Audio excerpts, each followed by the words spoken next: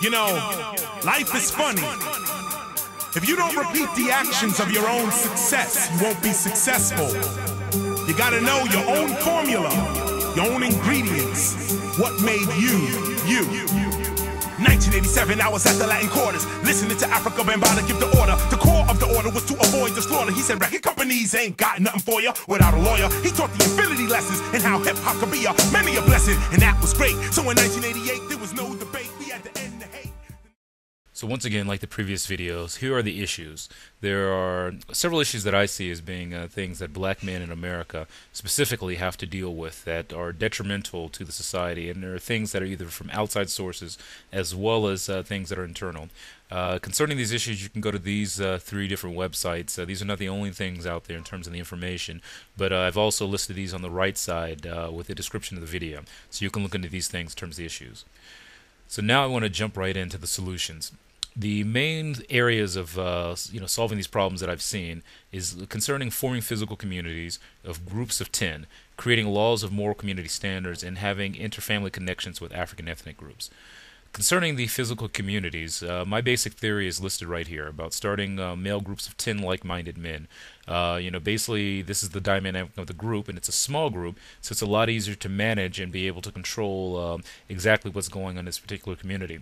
The basic concept I have is if you had 10 men who had, like, let's say families, or the majority of them had families, they move into an area, of other like-minded men, where they share a number of common goals, a number of common cultural consistencies, as well as particular things concerning where they want to see the future of their families go.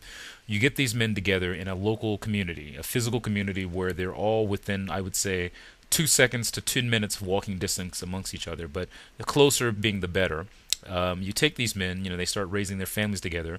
This means that their wives get together. This means that their children play together, and they physically see each other on a larger basis. Now imagine if those 10 families from there start to have children that marry, amongst their group, who start to, doing things as group activities.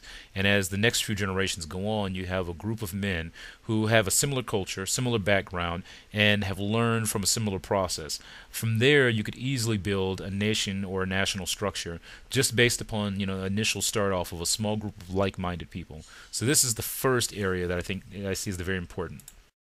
So another critical aspect of this solution that I have is for these men who are going to form a physical community to know how to physically protect that community from any kind of threats, whether it be police brutality, whether it be outside influences that want to destroy it, whatever. The basic concept here is that you have to know how to physically protect yourself in any situation, to know what your legal rights are in any situation, and to be able to have the tools to be able to protect that community. The idea here is that no community can really last if it can't protect itself, especially when you can't really trust the police in that area. So it's like saying, okay, imagine if there was a threat to the community that looked like this, and imagine if you had a group of men who could defend themselves, even whether they're alone or whether they're in a group, like in this way. And once again, because these are older men that we're talking about, we're not just talking about a gang mentality. What we're talking about are men with families that know how to protect their families to any threat that may come. And this is the basic concept, that if you have something that you're trying to start that is a nation, you have to be able to have the strength to be able to protect that nation at any cost and any risk. So concerning this idea of the actual locations of this physical community, the things I look for is areas where you can have the most control. The first thing is I would look at it in terms of rural or suburb areas where the housing is relatively inexpensive and where you could get a group of people to live within a close proximity. One of the reasons for this is when you're doing any kind of community planning, you have to look at what's around you, what are the resources that are available, and what puts you in the in the situation where you can have the closest proximity to the other 10 people that you're trying to form a community with. So you could easily look at places that cut you off on some level from the outside world so that you can control what information comes in and what information goes out. If it's in an urban area, you want to be able to cordon off an area that everyone within that coordination, is basically, part of that community.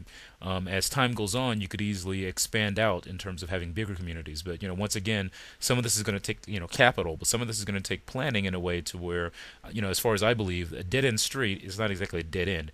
It basically allows you to control what comes in and comes out. And if it's, a matter of, let's say, issues of police, and protecting the community, you don't have to have the police come in because, once again, you control most of that community in that dead-end area. In my opinion, this next one is extremely important, and that's creating community law. I'm a firm believer that if you're going to form a community, you have to have some level of law of how that community is run in order for it to last, in order for it to be transmitted to the children of that community. This is very important because this determines how children interact with the adults, how adults interact with the children, as well as what kind of things are going to hold the community together, and what kind of things basically give people the rights that they need to be protected in the community, to feel a part of the community. One of the basic ideas along with this idea of law is building what's called a tradition house. A tradition house is where you basically keep the information of the community, whether that be books, things that happen, histories, films, media, anything that people in the community need basically to make them feel a part of the community. So this allows the elders to be able to work with people who are younger and to be able to share information. And one of the ways that this information can be transmitted to children is to always have like set times during the week where the children go and that's where they learn. You could have people who are set up as teachers of these like different traditions, and from there, either on an everyday basis or one day of the week basis, but still everyday interactions. So the next idea deals with something I see as a very important aspect of this part, and that's with this community forming connections with various African ethnic groups. This connection also concerns like languages as well as cultures, as well as the exchange of ideas and commerce, if you will.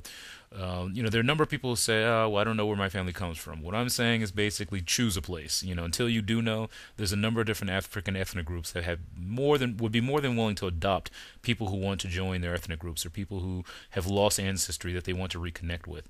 I don't see it as taking much. Especially with the internet being what it is, with social networking sites being what they are, for an ethnic African American community or black community that is formed to be able to reach out to African communities in the places where they believe they came from, and to form cultural ties and cultural connections to further strengthen their kids' ability to have a nation of their own outside of America. This I see is very important towards this whole goal of establishing a nationhood. So one such organization that is doing exactly what I'm talking about here is a group called Fihankra International. And basically you can look at their website, it's at the bottom of this slide. And what they've basically done is there's land that has been designated in Ghana for African Americans who want to return home, who want to return back to their cultural ties and be able to buy land and form their own communities. So I would see this as a very important thing for African Americans who want to reconnect with their cultural heritage. Another note for any African American who believes that they don't have the ability to trace their heritage, there's a good website you should visit called AfricanAncestry.com. And basically the idea here is that you can get DNA testing done that can help you determine, in many cases, where your family comes from. So I would say you definitely want to go to their website and check it out, because DNA now has opened up the door for African Americans to find out what ethnic groups they may come from, and be able to reestablish the ties that I was talking about earlier. So this is definitely a resource that you want to take advantage of, and like I said, it may cost a little bit of money, but it's worthwhile. Some additional solutions to add on to the previous ones are to develop a community structure that can effectively be transmitted to future generations, develop networks for single members of the community to get married, and develop a program to provide assistance to single mothers. All of these things can be done once the physical communities are established, because now you have a group of people with the same like-minded goals who can now become community activists as well as politically active, in terms of not just building on their own community, but also building up others.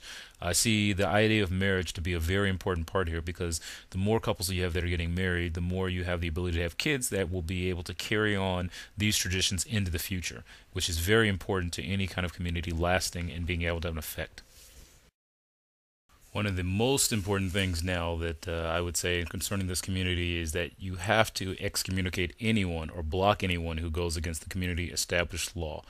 I'm a firm believer that if you're going to form a community, you can't allow anyone to destroy it. You can't allow anyone in that has the potential to destroy it. And people who are part of it that want to destroy it, they have to go. This is the only way I can see any community lasting, if you have a rule of law that when people go beyond a certain point, that's it. They're out of there.